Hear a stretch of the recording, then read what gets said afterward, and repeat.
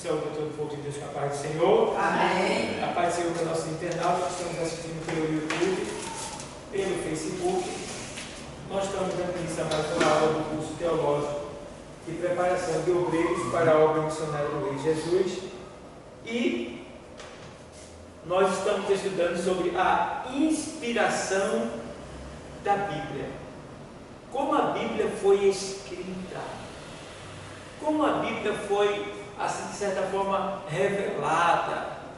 Então, nós estamos estudando bibliologia e também a inspiração da Bíblia, para que a gente entenda o que é uma inspiração, como a Bíblia foi, de certa forma, trazida até nós, porque tem muitos que costumam dizer assim: a Bíblia foi escrita pelo homem.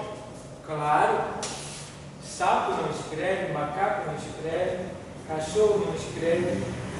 Deus não pode falar com o homem através do cachorro. Deus tem que falar com o homem de homem para homem. Então, o próprio Deus se fez o quê? Homem, para vir estar conosco e viveu como nós vivemos aqui na terra. Tá bom? Então a gente não tem que se queixar. Ninguém pode dizer que Deus é injusto. Ninguém pode dizer. Por quê? Porque até homem ele se fez. Para que ninguém diga assim: ele fez a criatura dele, errou e deixou a gente assim à toa. Não, ele veio para cá e sentiu em si. Ele sentiu em si mesmo. Né? Ele sentiu em si mesmo o que nós sentimos aqui na terra. Tá bom, pessoal?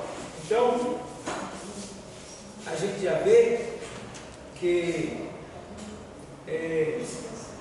a inspiração da Bíblia ela é muito importante. Por quê? Inspiração a gente já entende que é algo que não veio do homem.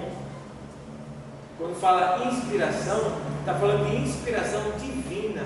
Tá bom? Então, os pontos que a gente leu aqui na apostila, a gente já está terminando. O cumprimento fiel das profecias da Bíblia. A gente vai estudar esses pontos, entendendo que semana passada a gente estudou sobre provas da inspiração divina da Bíblia. Prova da inspiração divina da Bíblia. Jesus aprovou a Bíblia. Bom, então eu vou ler só para lembrar um pouco, mas vou lá para o texto 7, tá bom? 7.2. Então, aqueles que creem em Jesus e não creem na Bíblia precisam saber que Jesus leu o quê? A Bíblia. Jesus leu a Bíblia, tá bom? Então a gente já leu isso aqui semana passada. Eu vou só lembrar aos irmãos, tá bom? Então, Jesus ensinou a Bíblia.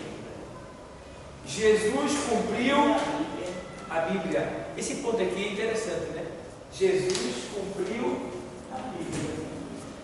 Jesus cumpriu a Bíblia. Quando Jesus veio à Terra, ele cumpriu de Gênesis até Malaquias. Tudo que estava escrito, ele cumpriu. Aí ele diz que convinha que se cumprisse tudo que está escrito acerca, né? Acerca de mim, na lei, nos profetas e nos salmos, né?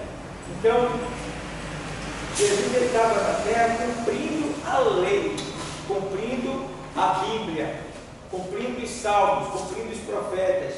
Interessante, irmão, é que ele veio cumprir sem deixar um tio, nenhuma vírgula.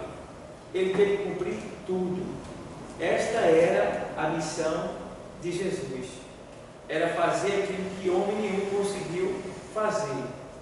Então ele veio com esse desígnio e foi até o final e cumpriu com ele. E eu acho interessante que ele diz: eu não vim abrogar a lei. O que é abrogar? Cancelar. Eu vim cumprir. Entendeu? Então, ele não veio, em hipótese alguma, desfazer alguma coisa. Eu acho interessante que ele cumpriu a palavra como ela é. Porque no tempo dos judeus, nos tempos bíblicos em que Jesus esteve aqui, existia 613 leis para se cumprir. E Jesus tinha que cumprir com todas elas. Vê bem, a lei era assim: se você cumprisse 612 e tropeçasse na 13, perdeu tudo. Vê bem. Então, as 613 leis tinham que ser cumpridas por Jesus sem errar. Vê só. E tem mais. Eram 613 leis, porque eram 10 mandamentos e 603 ordenanças extraídas dos 10 mandamentos. Tudo que Moisés escreveu, extraído dos 10 mandamentos, deu um total de 603 ordenanças, incluindo todo tipo de ordenança: civil, particular, cerimonial, individual, jurídica.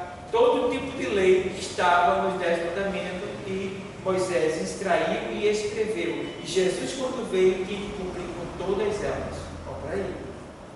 Agora veja o ponto: os judeus da época de Jesus, eles tinham acrescentado à lei 600 leis orais. Eles tinham acrescentado aos mandamentos de Deus 600 leis orais. E Jesus repreendeu todas elas. Por quê? Para vocês entenderem, que leis orais são essas?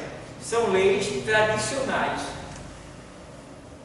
E aí o Senhor chegou a repreender eles quando eles disseram assim: teus discípulos pecam porque eles comem sem lavar as mãos. Quem disse que comer sem lavar as mãos é pecado? E aí o Senhor repreende eles, dizendo que vós anulais os mandamentos do Senhor, e os substituís por mandamentos de homens, tradições humanas, tá?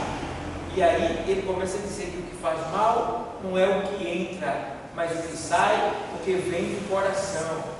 Em outro ponto ele chega a dizer assim: olha, vocês, escribas e fariseus, vocês que dão a volta ao mundo para fazer um prosélito. Prosélito é um novo convertido ao judaísmo. Vocês dão a volta ao mundo para fazer um prosélito, um convertido ao judaísmo. E quando vocês conseguem fazer isso, vocês os fazem merecedor do inferno 2 vezes. Olha para aí. Por quê? Essas pessoas que se convertiam através dele iam seguir a tradição deles. E a tradição deles ia de contra a palavra de Deus. Vê só. Então Jesus, batia mesmo valendo, nessas tradições que os judeus tinham criado, que eram 600 leis orais. Então aí ele tem que cumprir as 613 leis dos mandamentos de Moisés, que Deus deu para Moisés.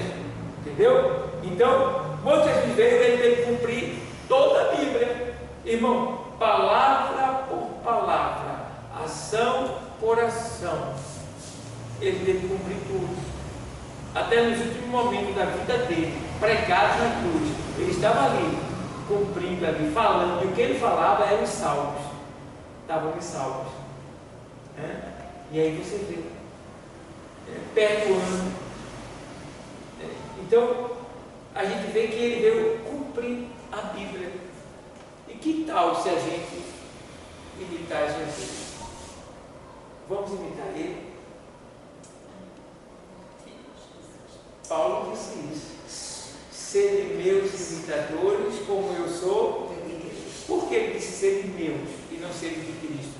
Porque aquela igreja não conheceu a Cristo, mas Paulo conheceu. Paulo teve um encontro com Cristo, E alguns estudiosos dizem que Paulo viveu no tempo de Jesus, entendeu? E ele não se encontrava de certa forma, mas ele viveu nesse tempo também. Ele alcançou uma boa parte desse tempo. Então,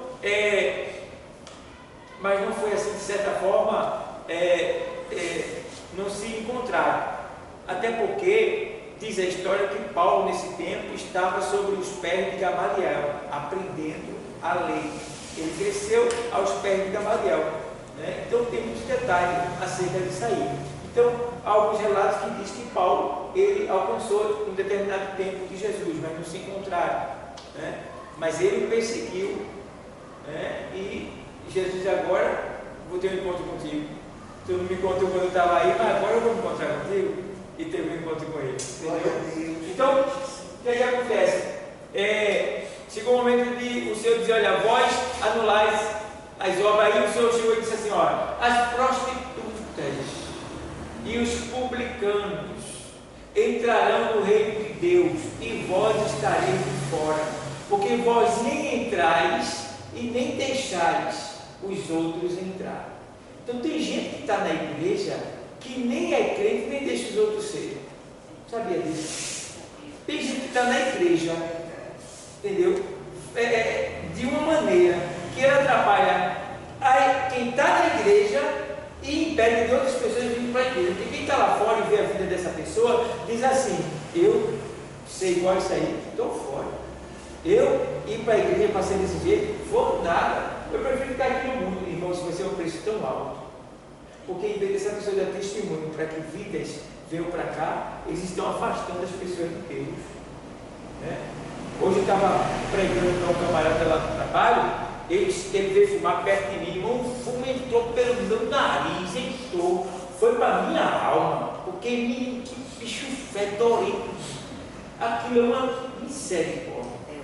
Aí eu não aguentei, eu disse, isso é um cigarro miserável. Eu falei, mesmo assim. Quando eu falei o cigarro miserável, ele olhou assim, enrugou assim. Aí tem um que também pega assim, o irmão disse que meu cigarro é miserável, aí saiu e foi embora, né? E ele ficou sentado, só que ele entra e sai do evangelho, ele sai. Eu disse, meu irmão, que está comendo essa lavagem, essa podridão, isso está acabando com o teu organismo, deixa isso e volta para Jesus. E rapaz, aí ele vai, nada, morreu o caboço, não. Morreu o caboço, você sabe que morreu o caboço. Morreu, você vai para onde você escolheu. Aí comecei, deu uma chamada boa nele assim. Quando eu me arrepio, sai da frente. Ele levantou e foi embora. Foi embora. Porque quando ele veio tentar me resistir, aí veio a palavra logo, aí ele foi embora. Morreu, acabou, rapaz, já entrasse na igreja, já pregasse o evangelho, né? E agora vem dizer que morreu, acabou. Que história do meu acabou é essa, rapaz? Aí pronto, aí foi embora. Então, é um tipo da coisa, pessoal. Tem gente que está na igreja, mas em vez de fazer crescer a igreja, essa pessoa impede da igreja crescer. Então, cada um desses terá um preço muito alto a pagar. Sofrerão muito, tá? Sofrerão muito. Para entrar no céu, vão sofrer muito. E nem sei se vai entrar. Então, Jesus cumpriu a Bíblia. Jesus ensinou a Bíblia. Então, o que era que Jesus ensinava? A Bíblia. O que é que a gente tem que aprender? A Bíblia. Então, devemos ocupar a nossa vida com a palavra de Deus. Irmão, eu fico vendo como tem pessoas que gastam tempo falando da vida dos outros. O que a Bíblia chama de mexeriqueiro ou fofoqueiro. Na Bíblia é mexeriqueiro, na nossa linguagem é fofoqueiro. E eu estava olhando e falei, rapaz, o fofoqueiro ele poderia aproveitar essa prática que ele tem de fofocar e começar a falar da vida de Jesus. Pode fofocar, pode falar bem dele, mas fale. Fale para todo mundo, buchiche nos ouvidos, sai entregando ele para todo mundo. Mas o fofoqueiro não faz isso, só quer falar do que não tem nada a ver. Estão entendendo? Então, era bom. Uma vez chegou uma irmãzinha e disse assim, eu não guardo segredo não, eu não sou túmulo. Eu disse, irmã, mas eu tenho um segredo para lhe dizer. E eu sei que a senhora vai guardar esse segredo. Tá? A senhora disse que não guarda segredo. Mas a senhora vai guardar, a senhora vai dizer para ninguém. Posso lhe dizer um segredo? Vá, diga. Olha, eu vou dizer um segredo, mas não queria que você dissesse para ninguém não. Tá bom? Mas se a senhora quiser dizer, só pode dizer. Vá, para de se enrolar. Aí eu vou lá e disse, olha, estou sabendo aí que Jesus está voltando. Glória a Deus. Glória a Deus. Glória a Deus. Aleluia. Jesus. A reação dela. Eu já sabia disso já. Eu digo, vem aí. Não tem problema não, pode espalhar. Eu perdoo. Então, a gente deve se ocupar com a Bíblia, com a palavra, com o ensinamento. É ler a palavra. E outra coisa, quando a gente lê a palavra, a gente fica ansioso para descarregar ela. A gente se enche ao ponto da gente derramar. Se encher do Espírito. Então a gente quer derramar. Por isso que às vezes a gente fica inquieto na igreja, que é oportunidade, mas às vezes não dá para todo mundo ter oportunidade. Mas um lugar que eu achei onde eu posso derramar sem limites é no Evangelho. Entendeu? Eu não preciso sofrer querendo oportunidade na igreja, porque tem o evangelismo. Eu posso usar tudo que eu tenho aprendido, que eu tenho lido, recebido do Senhor no evangelismo com mais assim, sucesso do que na própria igreja. Porque na igreja todo mundo já sabe, mas lá fora ninguém sabe. Quando você prega o que você aprendeu, eles ficam, entendeu? Você vai estar ali. Então, quer dizer, a minha vida é assim. Eu gosto mais de pregar para o mundo do que para a igreja, mas em virtude da minha função, eu tenho que pregar para a igreja. Mas agora Deus tem me dado mais, porque eu comecei com Deus, eu gostava muito de pregar para a igreja, eu gostava mais de pregar para pecador. Ainda tem esse pouquinho em mim. Mas hoje eu prego para todo mundo, para qualquer pessoa, em qualquer lugar. Então, devemos ocupar com a palavra. Então, pegou o microfone na igreja, irmão, vamos ganhar tempo. Eu quero ler aqui um texto da Bíblia Sagrada, que a gente fica, não sei o quê, porque eu não sei o quê, eu passei por isso, eu passei por aquilo, e meu irmão, e meu patrão, e o seu irmão. Bíblia, a palavra, tá? Tem um testemunho, você pode introduzir, se bater com aquilo que você está entregando, você pode colocar o seu testemunho dentro do contexto bíblico, tá? Pode. Mas você ficar falando de você, dos seus problemas, do que aconteceu, da sua filha, do seu marido, da topada que tu levou, da água que te engasgou, não vai ter futuro. Entendeu? Então, pegou o microfone, abre a Bíblia, irmão, vamos ganhar tempo, abre a tua Bíblia aí, no capítulo 9, versículo tal, lê, explica, e o quê? E o quê? Aplica. Aplicar a vida das pessoas aquilo que você leu. Entendeu? Para quem não sabe o que é aplicar, por exemplo, o Senhor é meu pastor.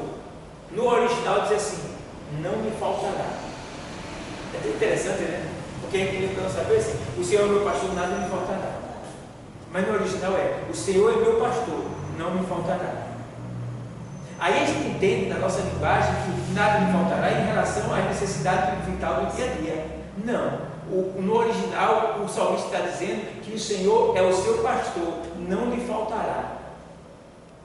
Entendeu? Ou seja, é Deus que não vai faltar para ele, porque Ele é o seu pastor, então Ele não vai lhe faltar. Está entendendo? Mas na nossa linguagem a gente lê assim, nada me faltará. Aí já tem outro que pega esse texto na nossa linguagem e interpreta errado, porque no literal do texto ali não está falando de coisa ruim, só está falando de coisa boa. Então eu não posso pegar o texto e dizer que não vai me faltar comida, não vai me faltar perseguição, não vai me faltar dor, não vai me faltar doença. Eu não posso dizer isso porque o texto não tem isso. Eu tenho que dizer coisas boas, entendeu? Porque o texto está dizendo que me faz o que faz, que minha pensamento é água tranquila, e daí vai, só coisa boa. Então eu não posso dizer que não vai me faltar coisa ruim. Não, não vai me faltar coisa boa. Se é para eu interpretar assim, então o que eu falo segundo o que está no texto. Vocês estão entendendo? Estão entendendo? Amém. Amém? Amém.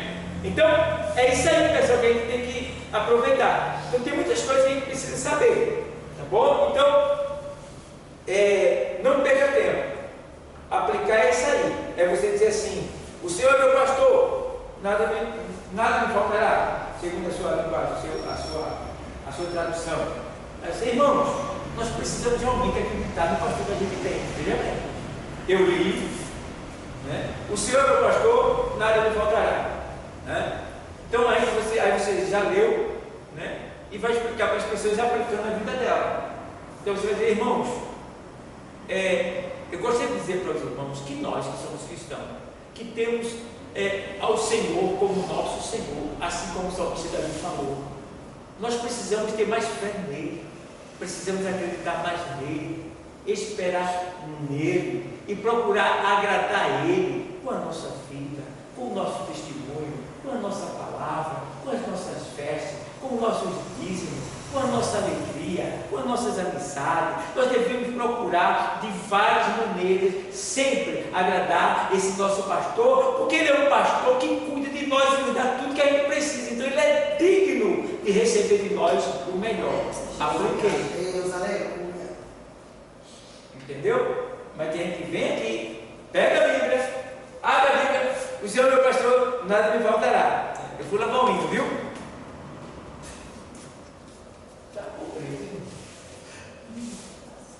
Isso é uma pobreza, irmão. Isso aí é negligência, isso é relaxamento, isso é preguiça, tá? Falta de interesse. Rapaz, que é isso? Nem você entende o que falou, porque você não tem nenhuma explicação. Então quer dizer, está errado? Não pode. Chega diante do altar do Senhor e só vai ler. Lê, todo mundo lê, até o livro lê. O que a gente precisa não é ler só, é entender o que Deus está falando com a gente. Entendeu? E o povo não está fazendo isso. Então a gente que está aqui, aprendamos assim hoje, que nós temos um compromisso com a palavra, e se Deus vem no nosso compromisso com a palavra, nos honrar e nos chamar para o seu altar, nós temos que honrar Ele. Honrar Ele com a chamada que Ele nos deu. Então, temos que ter esse cuidado, para que a gente venha fazer feio, tá bom? Então, Jesus ensinou a Bíblia, Jesus cumpriu a Bíblia, Jesus chamou de a palavra de Deus. Então tá, a Bíblia, ela não é a boca de Deus, ela é a palavra de Deus. Bom, entendendo porém uma coisa, vou explicar para vocês que estão nos assistindo e para vocês que estão aqui. A gente diz, Jesus está aqui, mas literalmente Jesus não está aqui. Jesus está à destra do Pai, entende? Mas Jesus está aqui porque, meu bem, existe a palavra viva, existe a palavra viva que é Jesus. Onde Ele está? À destra do Pai, além do céu. E existe a palavra escrita. Onde ela está? Aqui conosco. Mas a palavra escrita não é só uma palavra escrita. É uma palavra escrita seguida de quê? Do Espírito Santo de quem? De Deus. De Deus. Então, Jesus está aqui. Mas como? Se Ele está lá, irmão, pronto, mas Ele está aqui. Me explique. Representado pela sua palavra escrita e pelo seu Espírito, que faz acontecer a sua palavra na hora que ela ser ministrada. Entendeu? Então, é isso que acontece. Jesus, ele chamou a Bíblia de a palavra de Deus. Tá bom? Então, encontramos Jesus pondo a sua aprovação em todas as escrituras do Antigo Testamento, pois leis, salmos e profetas eram as três divisões das escrituras nos dias em que o Novo Testamento ainda estava sendo formado. Jesus também afirmou que as escrituras são a verdade, tá? E ele procedeu e viveu de acordo com elas. Estou pulando os versículos, tá? Vocês já sabem aí. Declarou que, eu vou ler porque vou falar os versículos porque tem gente já assistindo, né? Então vamos lá. Em Lucas 24, 44, encontramos Jesus pondo a sua aprovação em todas as escrituras do Antigo Testamento. pois lei, salmos e profetas eram as 3 divisões das Escrituras nos dias em que o Novo Testamento ainda estava sendo formado. Jesus também afirmou que as Escrituras são a verdade. João 17:17. Ele procedeu e viveu de acordo com elas. Lucas 18:31. Declarou que o escritor Davi falou pelo Espírito Santo. Marcos 12:35 e 36. No deserto, ao derrotar o inimigo de nossas almas, utilizou a palavra de Deus encontrada no Antigo Testamento. Confira em Mateus 4:4 com Deuteronômio 8:3, Mateus 4:7 com Deuteronômio 6:16. Daí vai. Mateus 4:10. Quanto ao Novo Testamento, Jesus antecipadamente pôs nele o selo de sua aprovação divina. Vê João 14:26. Ainda no Evangelho de João, Jesus diz aos seus discípulos que o Espírito Santo os guiaria em toda o quê? Em toda o quê? Verdade. Portanto, temos no Novo Testamento a essência da revelação quê? Divina. Tá bom? O cumprimento fiel das profecias da Bíblia. O cumprimento fiel das profecias da Bíblia. Tanto no Antigo como no Novo Testamento, encontramos inúmeras profecias que se cumpriram no passado, no sentido total ou parcial. Total é completa, ela se cumpriu completamente. Parcial, ela ainda está se cumprindo, ou se cumpriu por partes, né? E muitas que se cumprirão totalmente no futuro próximo. Exemplo de profecias que se cumpriram. Vamos lá agora, vamos aprender as profecias que se cumpriram. Vamos aprender agora as profecias que se cumpriram. Aí vem aqui, totalmente, as profecias que se cumpriram totalmente. Essas profecias já se cumpriram na íntegra. E literalmente, na íntegra é completa. Literalmente é como ela está escrita. Tá bom? As profecias acerca da vinda do Messias para a nação de Israel.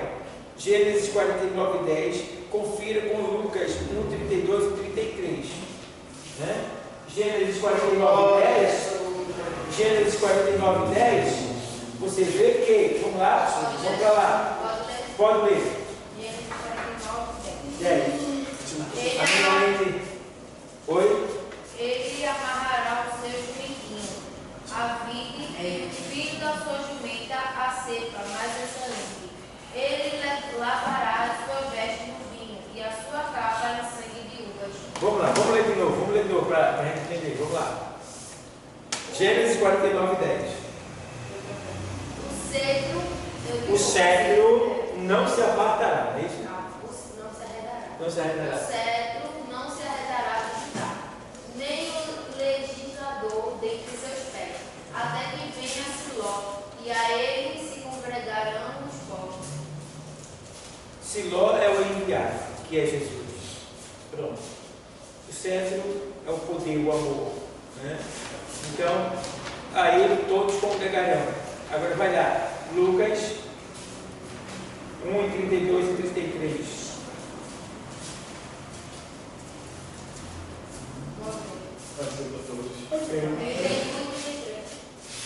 E eis que em teu ventre conceberás e darás à luz um filho, e porvirás o nome de Jesus. Este será grande e será chamado Filho do Altíssimo. E o Senhor Deus lhe dará o trono de Davi, seu pai, e reinará eternamente na casa de Jacó, e o seu reino não terá fim. Aí foi o interesse. Aí é quando o anjo aparece a Maria para pedir a permissão para que ela fecundasse, para que baixa 7. Tópico 7.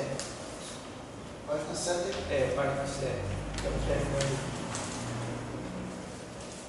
As profecias que já se cumpriram. Então o que acontece, pessoal? O anjo, quando ele veio pedir a confirmação de Maria. Porque ela estava casada, mais do que desposada. O que é o desposada? O que é? Desposada era um período que a mulher passava de 1 ano depois que ela era comprometida.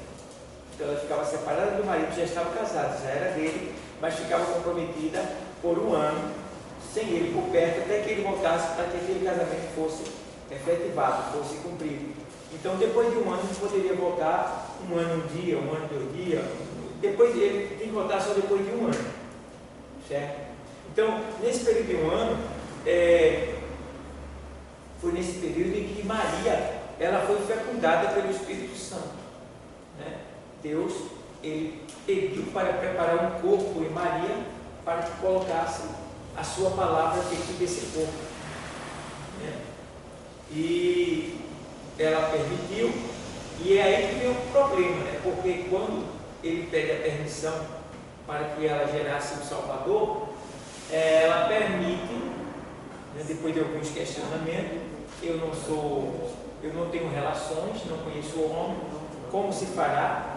E ele disse, não tem problema, porque não vai ser de homem de baixo, né? Não vai ser de semente humana, vai ser de cima, o Espírito descerá sobre vós, cobrirá com a sua sombra, e tu conceberás da luz a um Salvador. Entendeu? Então, ele ali pede aquela permissão, porque tinha que ter a permissão. Deus não poderia invadir Maria, ele teria que ter a permissão dela, e para ela foi uma honra, porque toda mulher queria ter esse privilégio no tempo dela. Porque no tempo de Maria a gente precisa entender uma coisa: tem gente, principalmente da Igreja Católica, os católicos, acredita que Maria foi a única mulher bendita entre as mulheres. Não, até hoje tem mulheres que são benditas entre as mulheres. Aqui tem 5 mulheres benditas entre as mulheres. Glória a Deus. Entendeu? O que quer dizer bendita? Bendita és tu entre. Quer dizer que ela não era uma pessoa que as pessoas falavam mal dela. Uma pessoa que tratava alguém mal, que tinha algum defeito, que era problemática. Não. Maria era uma mulher bendita. Aí tem que dizer assim, e as outras eram malditas? Não. Elas deviam ser também benditas. Muitas delas, no tempo de Maria, eram benditas também, como ela. Mas por que ela foi escolhida? Porque naquele lugar ela era a única que descendia da linhagem de Davi. Então só ela poderia ser privilegiada com essa profecia. Então ela fazia parte da linhagem de Davi. E o Salvador tinha que vir da linhagem de Davi, porque ele é filho de... Entendeu? Então, tinha outras mulheres igual a Maria? Mulher não. Tinha outras moças, outras jovens igual a Maria? Tinha. Mas só Maria teve esse privilégio, porque onde ela estava, ela era a única bendita da linhagem de Davi. E parece que vai ter se cumprir a promessa que o Messias vem da linhagem real. Entendeu? Isso. Então, mesmo que tinha outras e outras jovens, com o mesmo temor a Deus, buscava a Deus, tinha temor dentro da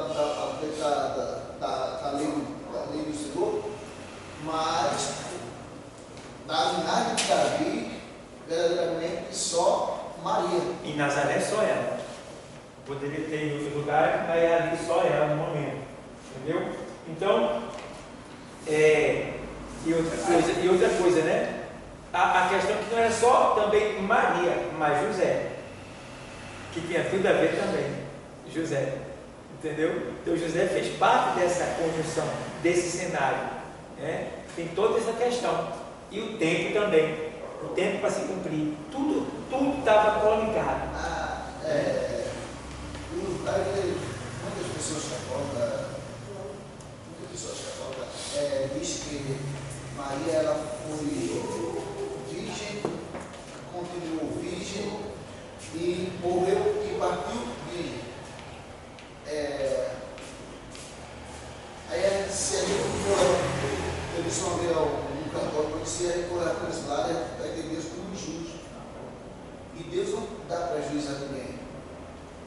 José, ele cumpriu o tempo da desposada dela, que ela estava desposada com ele, mas casado. E jamais Deus ia desfazer uma família para criar outro. Mas o que Deus ele disse, por isso que o Senhor disse que vem sobre ele, é o Espírito Santo, é uma coisa sobrenatural.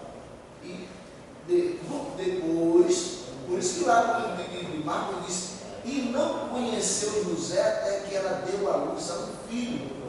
Né? E ela teve um filho também. Até que deu à luz a um filho. E não conheceu José a Maria até que ela deu à luz a um E filho. o catolicismo diz que aqueles filhos eram filhos de José, não com ela. Eles julgam dessa maneira, entendeu? Mas não era só isso. Já tem outra linha da catolicismo que diz que aqueles que diz que são filhos de Jesus é filho de Cleópatra, que era irmão de José. Estou entendendo. Pronto. Aí que tem outro ponto. E no que diz respeito ao que a vossa senhoria falou sobre que Jesus, né, Deus não iria desonrar uma mulher, porque aparentemente parecia que Deus tinha vamos falar no sentido banal. Poxa, o cara é um corno espiritual, José. Aí alguém, mas se é corno de Deus, eu estou banalizando o negócio para vocês entenderem. Irmão, a doutrina, essa doutrina que envolve a fecundação de Maria e o concebimento de Jesus Cristo é tão profunda que até a veia que é rompida dentro do órgão genital da mulher, que é o que sangra quando ela perde a virgindade, até aquela veia ali, aquele fio, como se fosse um fio de uma linha queimada, que é muito sensível mesmo, que até um dedo pode romper, entendeu? Então aquele fio ali, ele é partido quando a criança, no caso, na relação sexual, mas ela era virgem. Então quando Jesus nasceu de parto normal, aquilo foi rompido. Aí eu te pergunto, ficou rompido? Acredito que não. Deus entregou Maria para José do jeito que ela nasceu, porque ele tinha poder para isso. Se ele teve o poder de fecundar ela sem relação, então ele tinha poder também de fazer tudo voltar ao normal para que ele recebesse o que ele tinha por direito, que ele fez um favor para Deus. Eu nunca vi quem faz algo para Deus perder, ter prejuízo. Eu perguntei ao cidadão, Deus é justo? Ele, não, de jeito nenhum. Eu disse, Deus é justo, não? Ele disse, é. Ele disse, então, porque Deus é justo, Deus não ia tirar o prazer de José de ser casado com ela, de passar o resto da vida dela, vendo aquela maravilha da vida dele, sabendo que era mulher dele, era esposa dele, casada com ele, passou o resto da vida sem poder. E tem uma palavra que ele já conheceu, e ele sabe muito bem disso. Então, confira com Mateus 1:23. Lê, Rosana. Diz assim: eis que a virgem conceberá e dará à luz um filho, e ele será chamado pelo nome de Emanuel. Emanuel traduzido é Deus conosco. Deus conosco. Emanuel, no inglês, que não é uma linguagem bíblica, mas trazido para o inglês, Emanuel quer dizer sigla do nome de Deus. Então quer dizer, o Deus homem. No inglês é homem. Deus. Emanuel. Tá? Então o Deus. Então o homem, Deus conosco. Entendeu? O homem, Deus conosco. Então, o nome dele será Emanuel, que quer dizer Deus conosco. Ou seja, o Deus homem conosco, porque Deus se fez homem em Jesus Cristo. Entendeu? Então vamos lá. Agora, antes de Mateus 3, aqui tem Isaías 7,14. 7,14 a gente já leu semana passada. E diz aí mais o restante. Vamos para Malaquias 5,2, né? Malaquias 5,2, Mateus 2,26. Oi. A gente está perdido. Oi? Está perdido? Página 7. Estou nessa. Pai, mas alguém não tem. Abaixo do 7 aqui. Totalmente acontecer, né? É. Aí, Oi. na hora que ele vai dar o segundo, Oi? É Miqueias. Não, perdão, Miqueias. Perdão. Miqueias. que é 5 e 2. 2. E diz assim: E tu, Belém. E tu, Belém? Vai. Interrogação. E tu, Belém? Interrogação não, vírgula. E tu, Belém Efrata, posto que pequena entre milhares de Judá, de ti sairá o que será Senhor em Israel, e cujas origens são desde os tempos antigos, desde os dias da eternidade. Desde os dias da o quê? Eternidade. Dias que nem existiam. Dia da eternidade. E outro ponto é, Belém era a menor cidade que existia, que é chamada de terra do pão. Né? E justamente, se ela é a terra do pão, é de lá que havia o pão da vida.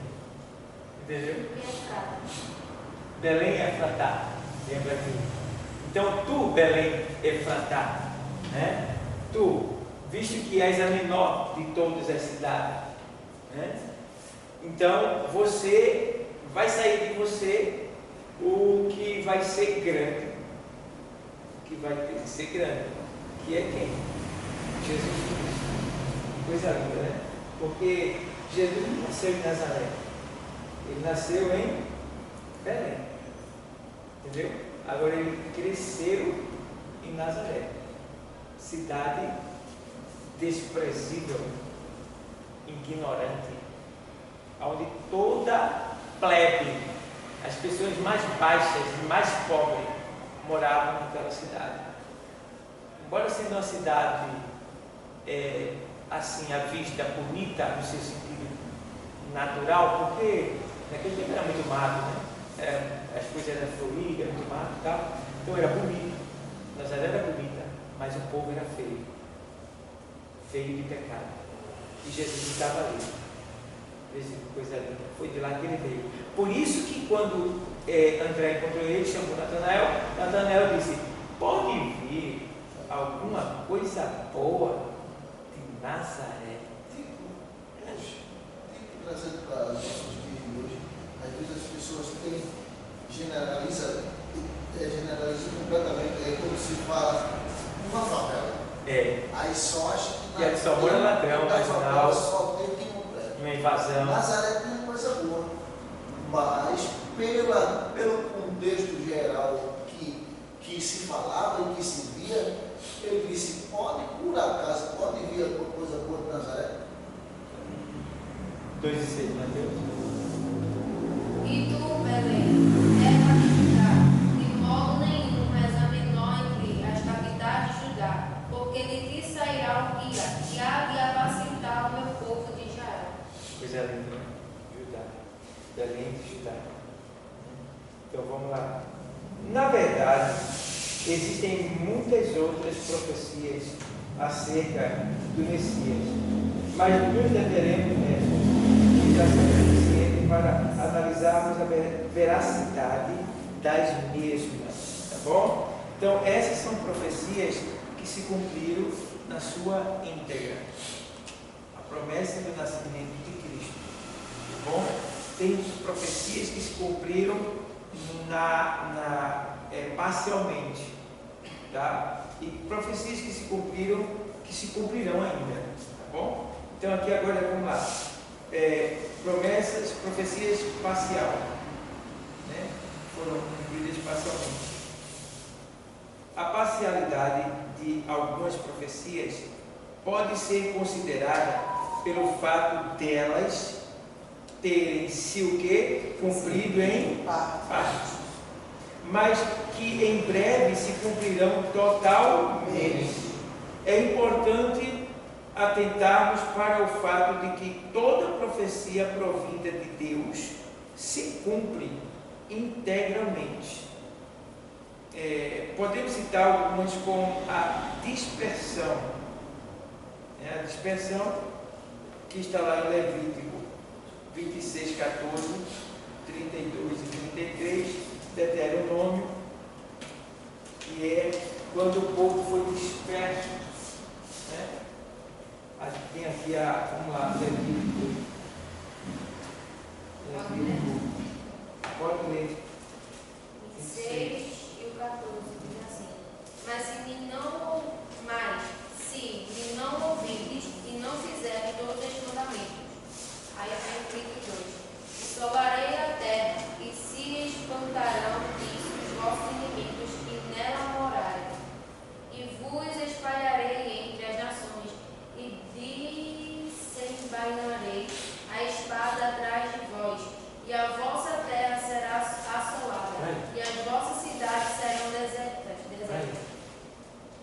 Veja só, em Levítico, Deus já estava dizendo que ia acontecer lá em cima, quando o povo dele ia ser disperso e lançado por toda a terra, espalhado por toda a terra, e a terra deles ia ficar deserta, desolada, e ele desempenharia a espada, que é o que é a perseguição da morte. E o povo de Deus chegou a esse ponto de perder tudo que tinha e não existia mais como nação, não existia mais Israel, o povo estava todo espalhado, já estava aqui em Levítico até 1948 aqui no Brasil, vai chegar lá. Israel nunca vai existir como nação. Aí a gente vê aqui, veja aí também agora, 28:15 de Deuteronômio, 28:15 de Levítico, de Deuteronômio, perdão, 28:15. Deuteronômio 4, 25 e 27. Boa, vai ler. Diz assim: Quando, pois, gerardes filhos e filhos, e vos envelhecerdes na terra, e vos corromperdes, e fizerdes alguma escultura, semelhante de alguma coisa, e fizerdes mal aos olhos do Senhor, para o provocar a ira, hoje tomo por testemunhas contra vós, o céu e a terra, que certamente perecereis depressa da terra, a qual passado o Jordão, ides possuir. Não prolongareis os vossos dias nela, antes serei de todo destruído. E o Senhor vos espalhará entre os povos, e ficareis poucos em número, entre as gentes, as quais o Senhor vos conduzirá. Veja aí, promessa, e outros livros também falando, né? E você vê que da maneira que ele falou, aconteceu. Da maneira que Deus falou, aconteceu. E o outro ponto é que Deus, ele promete dar, ele dá, mas ele avisa: se você me trair, ele vai perder você. Ele vai perder você. Então, daí. O pessoal teve direito de entrar na terra prometida, mas depois perdeu a terra prometida. Por quê? Ele não avisou que não virasse costas para ele, ele não avisou que não adorasse outros deuses, e o pessoal fez tudo isso. Então, perdeu a bênção. É isso que acontece, por ele nunca deu. Por isso que muitos de nós não recebem muitas coisas que a gente pede. Porque se ele der, lá na frente ele nos pede. Como os dias são abreviados, são vindo à porta do Senhor, ele não é bênção. Ele dá algo que vai te perder. Porque para trazer ele de volta não é fácil, não. É muito trabalho. Entendeu? E Deus não é menino, não. Então, tem muito crente que vai ficar na manhã mesmo, gemendo, apertado, acochado, uivando, agonizando, e não sai daquilo ali, porque é ali, né, que Deus quer ele, porque se Deus tirar ele dali, ele vai para o inferno. Tem crente que vai ficar com câncer um tempão, câncer, e não morre. Tá? Vai ficar com doenças um tempão e não morre. Porque se Deus curar, Deus perdeu. Entendeu? Então Deus não é menino, ele sabe as peças que tem aqui. Ele conhece essa peça daqui, ele conhece essas peças daí tudo. Eu fui num trabalho de visita ontem na casa do Sérgio Irmão, e Deus bradou e falou desse jeito assim: eu te dou um pão, porque através desse pão tu me serve. se eu tiver 2 pães, tu sai da minha presença. É assim. Já outro tem 2 pães, mas não tem a manteiga, mas se ele der a manteiga, ele vai ser exaltado. É verdade. Vai passar por cima dos outros. Aí não dá. Entendeu? Rapaz, tá tudo no controle, não escapa nada. Tá tudo controladozinho na palma da mão do Senhor ali, ó. A gente tem umas peças boas não, rapaz. A gente não é pecinha, ó. Pense que o povinho rim, a gente. A gente vê quando as pessoas estão dizendo, muitas pessoas estão desempregadas. Aí ora para Jesus. Jesus é uma porta. Poxa, Jesus, eu preciso de uma porta de emprego. Faça o que está na minha família. Jesus, eu preciso de uma porta de emprego. Aí Jesus vai e abre a porta. Aí, de uma maneira coisa de fazer o quê? Não vem mais para a igreja. Estou cansado. Aí você vai conversar com o camarada, você vai conversar com ele e diz, não tem tempo nada. Estou trabalhando muito. Não tem tempo, oxe, não tem tempo mais. Jesus abriu a porta, mano. E agora? Não, não tem tempo nada, eu estou trabalhando muito aí. Tem tempo, quando der, bem. Então ele já sabe já. Muitos que passaram aqui foram empregados. Acho que tem muito emprego aqui. É tanto emprego e aposentadoria que já se consegue aqui nesse ministério. Tá? E ó, tchau. Foram embora, ficaram pouquíssimo. Talvez uns 2 ou 3. O resto foi tudo embora, não sei nem quando é que anda, alguns se desviaram, aí vai. Mas Deus deu. Vai me dar obra, vai virar as costas, então deixa lá. Deus não perdeu nada. Porque as coisas da terra é eterna, você pode perder. Agora depois de perder, cuidado, porque você vai ter que voltar lá para perder de novo. Aí ele vai dizer assim, me dá um minuto.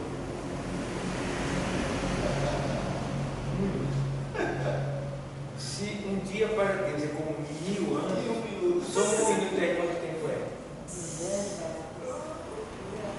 Então, isso tem que acontecer, pessoal. Deus fala, mas a gente está burro. Então, foi 25 anos para ter minha casa própria. Eu digo, obrigado, Senhor. Então, se você tivesse ido antes, eu tivesse desviado, acontecido alguma coisa, não sei. Entendeu? Muitas coisas. Então, ele diz assim, em tudo dai, porque esta é o quê? Esta é o quê? A vontade de Deus. Ele disse a minha esposa, elas vieram. Poxa, pai. Eu disse, olha, eu disse, Jesus não me quer rico, não. Jesus não quer rico, não. Ele sabe. Não, deixa elas ver. Se ontem eu ficar rico, vai comer muita carne de porco. Não importa. Vai comer muita calabresa. Aí vai dar certo, não. Vai dar certo, não. Ele tem que ficar magrinho. Aí, mas vamos ler aqui.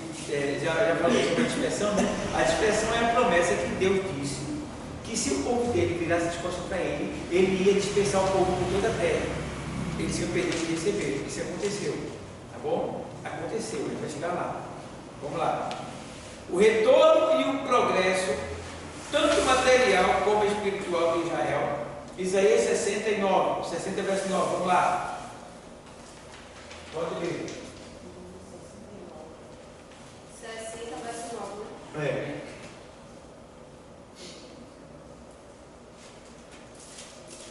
Diz assim: certamente, as ilhas me aguardarão, e primeiro os navios de Tarsis, para trazer teus filhos de longe, a sua prata e o seu ouro com eles, na santificação do nome do Senhor, teu Deus, e do Santo de Israel, porquanto te glorificou.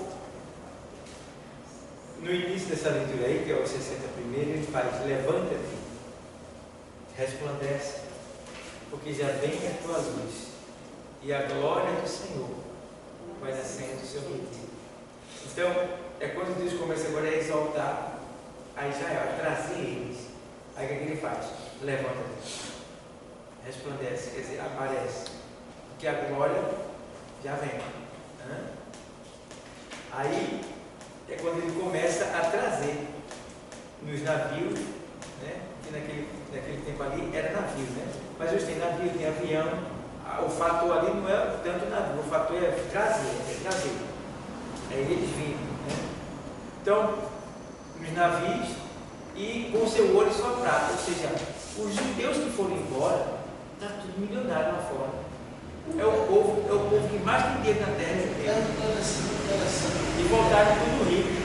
Interessante é que Deus falou que ia espalhar ele pela desobediência dele, mas que eles iam voltar com prata e ouro. E a gente vê que hoje se cumpre essa promessa. Porque muitos judeus ao redor do mundo, a maioria é tudo rico. Os homens mais ricos da terra, É tudo rico. eles são descendentes de judeus.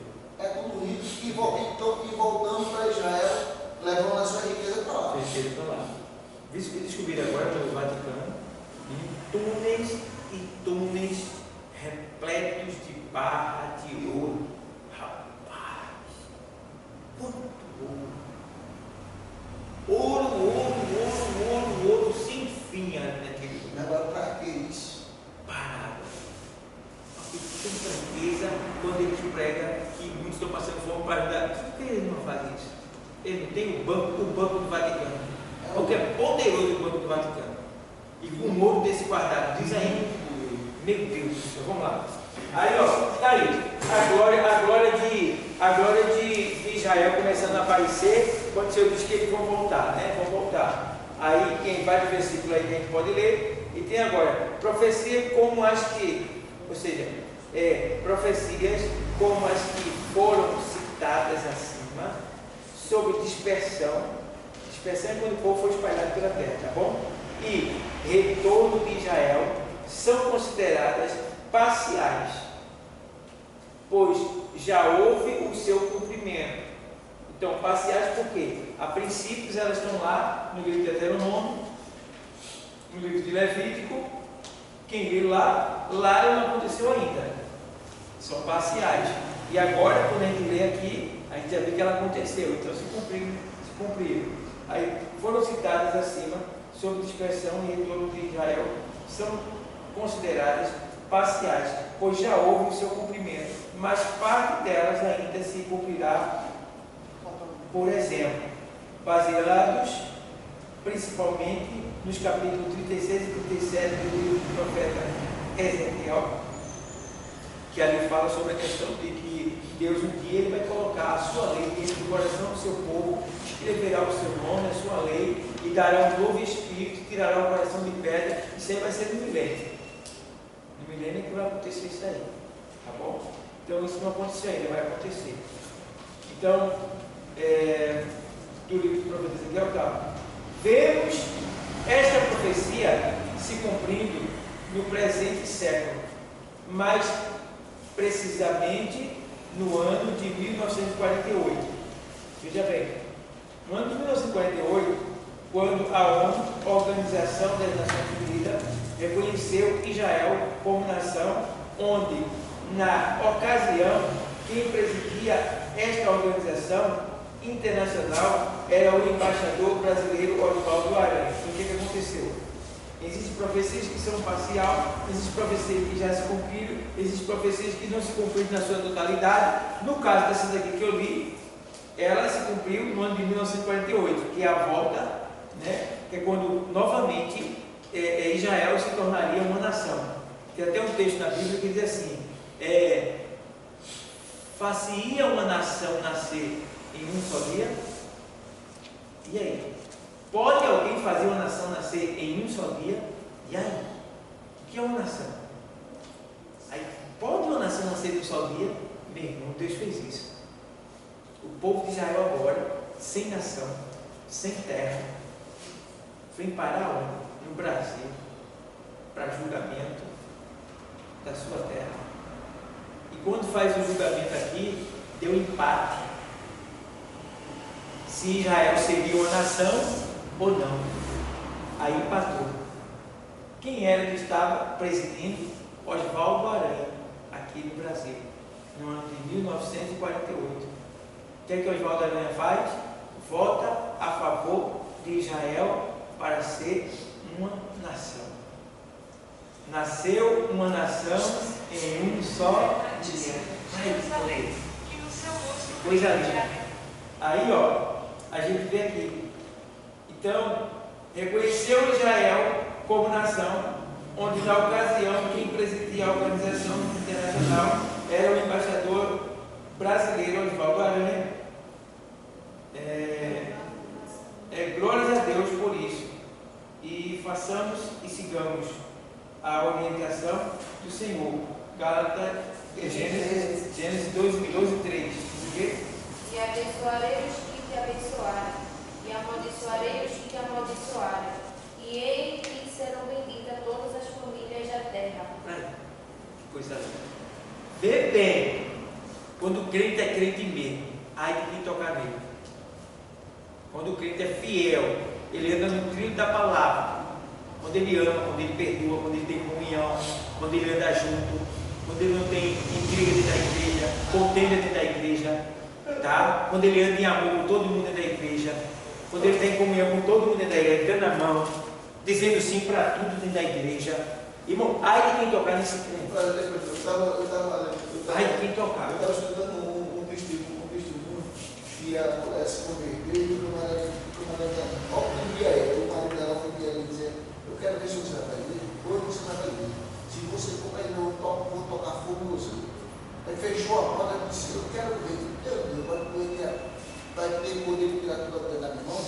Aí ele pegou, deu um banho nela de gasolina, e quando foi na cozinha para pegar o fósforo, para acender o fogo, ele gritou lá dentro. A mulher, aí chamaram o SAMU, chamaram tudo que tiveram chamado. Já socorreram, chegou lá mais feliz. Já chegou logo. Tchau. Aí a mulher, aí ficaram, mas como foi? Não sei, perguntou ao médico de quem morreu. O médico disse, olha, eu só sei dizer que o coração dele está dividido em 2 pedaços. Aí a mulher disse, e quando ele disse ao médico disse à mulher que o coração dele ia ser cortado em 2 pedaços, e ela parou de chorar. Aí o médico perguntou a ela, o que a senhora tem? Ele disse, você não está sentindo o cheiro de gasolina não? Ele ia tomar fogo em mim. Ele disse, o anjo que cortou ele, disse a mim que ele ia. E ela disse que o anjo meteu a espada nele assim. Cortou o coração de ele. Então, pessoal, você vê aí que ai de quem tocar em você. Pode ser que alguém me mate, porque quem mata a gente está fazendo um favor para Deus, porque Deus diz assim. Quem mata a gente está fazendo um favor para Deus. Por quê? Está adiantando a nossa chegada lá. Entende? Mas não é propósito de Deus deixar